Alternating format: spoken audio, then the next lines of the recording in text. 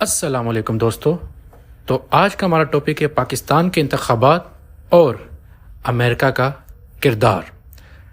کیا پاکستان کے الیکشن ہمیشہ آزاد ہوتے ہیں؟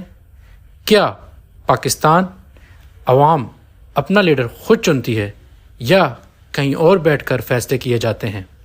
واشنگٹن میں؟ امریکہ کو پاکستان کے انتخابات میں دلچسپی کیوں ہوتی ہے؟ کیا وجہ ہے کہ ہر تبدیلی سے پہلے واشنگٹن میں خفیہ ملاقاتیں ہوتی ہیں؟ 1977 جب بھٹو امریکہ کو نو کہہ کر آیا، بھٹو نے اسلامی بلاک کی بات کی، ایٹمی پروگرام کو آگے بڑھایا اور خود مختاری کا نعرہ لگایا۔ کیا یہی اس کی غلطی تھی؟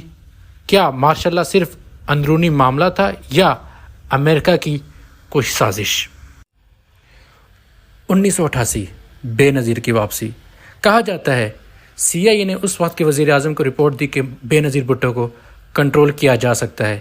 کیا یہ انتخابی جیت تھی یا صرف ایک اسکرپٹڈ واپسی؟ 2002 کے الیکشن اور مشرف دور وار آن ٹریٹری۔ جب مشرف امریکہ کا اتحادی بنا تو کاف لیگ جیتی۔ کیا امریکہ نے اس دوست کے لیے راہ ہموار کی یا سب کچھ واقعی عوام نے چنا؟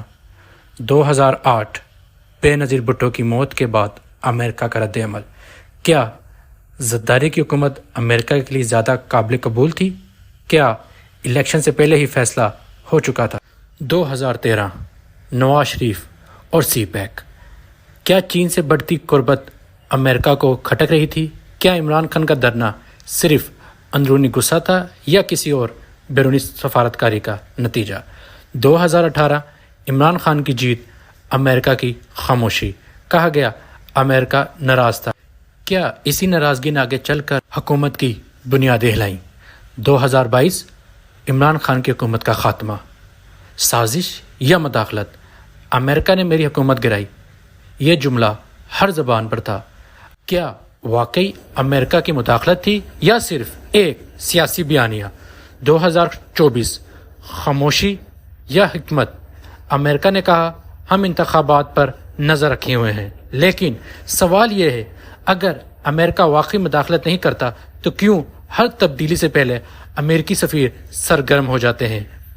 پاکستان کے ووٹ پر اثر ڈالنے والے ہاتھ کبھی نظر نہیں آتے، کبھی چھپ جاتے ہیں۔ کیا پاکستان کا ووٹ واقعی آزاد ہے یا ہم صرف وہی جیتتے ہیں جو ہمیں منتخب کر کے دیا جاتا ہے؟ سوچئے گا، جمہوریت صرف الیکشن کا نام نہیں، اصل طاقت تو فیصلہ کرنے کی آزادی میں ہے۔